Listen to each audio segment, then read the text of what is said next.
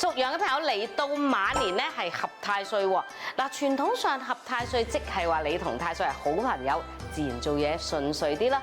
但係通常係30%朋友咧，仍然係面對咗好多挑戰同埋變化，尤其是喺家宅運方面，70%朋友係相當唔錯嘅。咁但係家宅運要變化，朋友記得就裝修喺屋企啦，又或者多啲關心老人家嘅身體健康喎。好在我哋仲有吉星照住，呢個吉星包括住太陽星。太陽係一個男性嘅貴人星嚟㗎，屬羊嘅女仔今年遇到嘅男仔唔錯喎。如果你仍然係單身，好好把握一下機會啦。